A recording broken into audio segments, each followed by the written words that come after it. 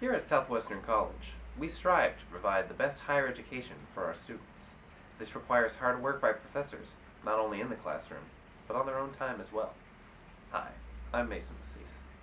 In this video, you will hear from a group of professors and what they did during their sabbatical. What each professor did varies, but the goal to improve student learning, remains constant.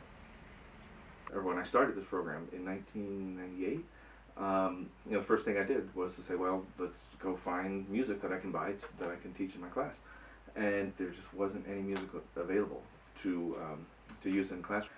So what I had to do was to focus the list down to 100 songs, divide them up into groups of 25 at the proper levels, at the girl songs, guy songs, different types of songs, and then determine what I had, and then write the rest of those. So I ended up probably writing more than 50 arrangements. The other 50 I had to go through and revise and completely re-notate.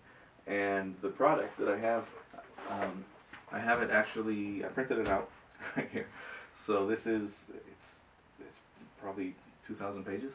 So for my sabbatical leave, I did a couple projects actually, but the one I really wanted to share with you today has to do with the transfer handbook that I created.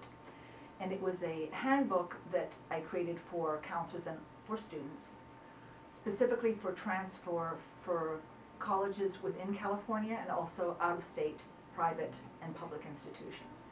My handbook is entitled Taking the Fear Out of the Transfer Process.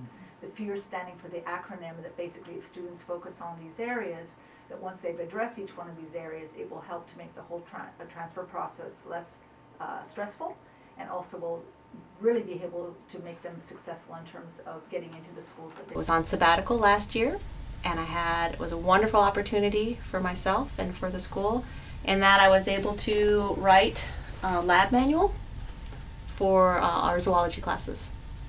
So this involved coming up with several labs that had not been written down, so I was able to write them and get it all nice and concise, what goes on in the lab and what I do, as well as illustrate the labs.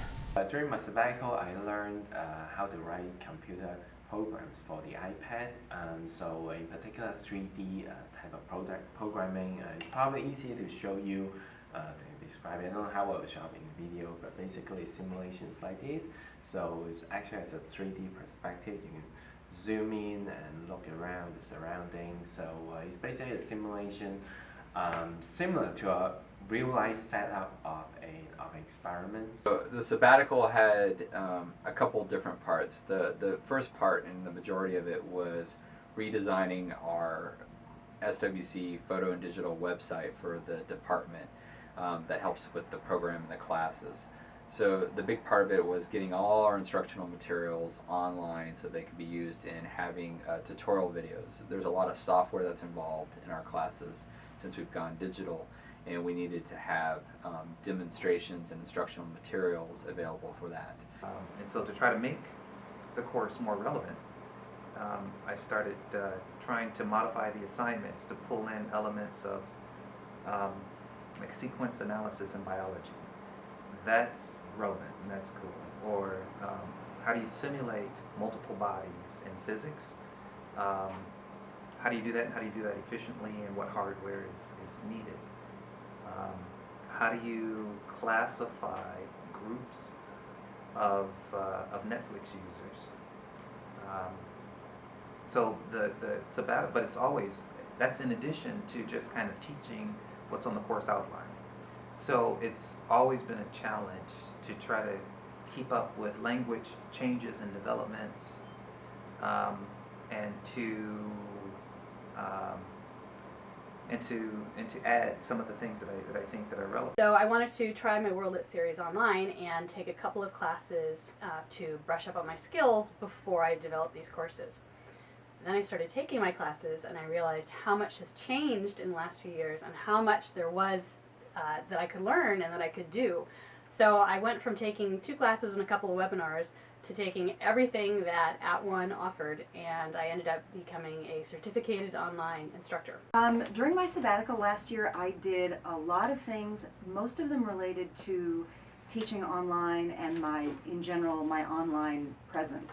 I am the Penguin Prof on YouTube, and I actually started the channel in 2009, and it was because of student requests. So that's really what I spent a tremendous amount of time doing. The channel has been incredibly successful. I've got over 1 million views, and I mean, for an educational channel, that's a lot. I guess some of the most interesting comments are from places on the planet where education is really limited. And I just got one a couple weeks ago that it was just heartbreaking. And she has to sneak out somewhere, she's in Saudi Arabia, and watch the videos. She's not allowed to pursue a higher education.